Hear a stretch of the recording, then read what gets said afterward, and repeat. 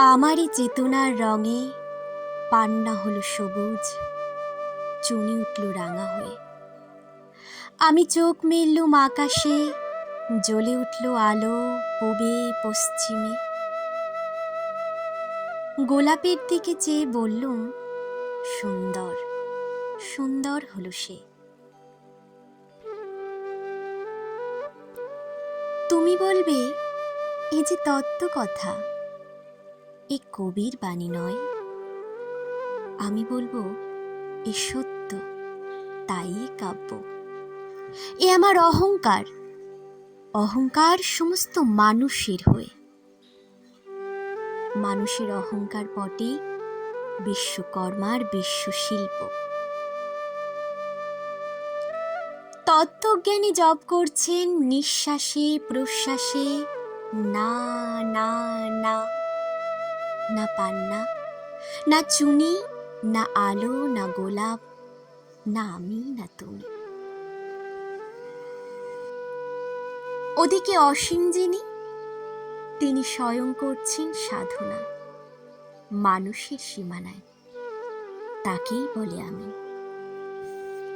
সে আমির গহনে আলো আধারের ঘটল সঙ্গম, দেখা দিল রূপ, জেগে উঠল রস।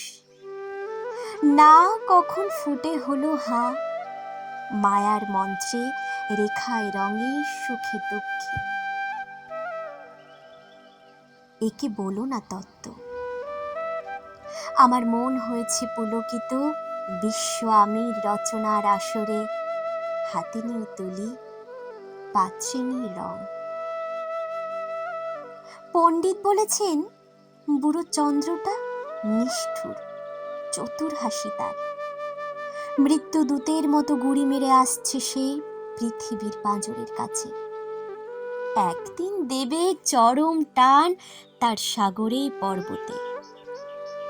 মর্তলোকে মহাকালের নতুন খাতায় পাতা জুড়ে নামবে একটা শূন্য।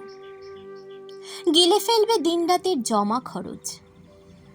মানুষের কীর্তি হারাবে অমরতার ভান। তারই ইতিহাসে লেপে দেবে অনন্ত রাত্রির কালি। মানুষের যাবার দিনের চোখ বিশ্ব থেকে নিকিয়ে নেবে রং। মানুষের যাওয়ার দিনের মন ছানিয়ে নেবে রস। শক্তির কম্পন চলবে আকাশে আকাশে, জ্বলবে না কোথাও আলো। বিনাহীন সভায় যন্ত্রীর আঙুল নাচবে, বাজবে না সুর। সেদিন কবিত্বহীন বিধাতা একা রবেন বসে নীলিমাহীন আকাশে। ব্যক্তিত্ব হারা অস্তিত্বের গণিত তত্ত্ব নিয়ে।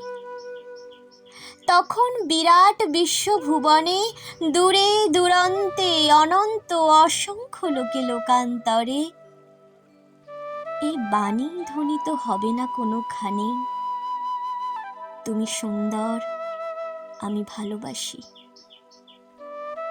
বিধাতা কি আবার বসবেন সাধনা করতে? যুগ যুগান্তর ধরে প্রলয় সন্ধ্যায় জপ করবেন, কথা কও, কথা কও। বলবেন, বলো তুমি সুন্দর। বলবেন, বলো আমি ভালোবাসি।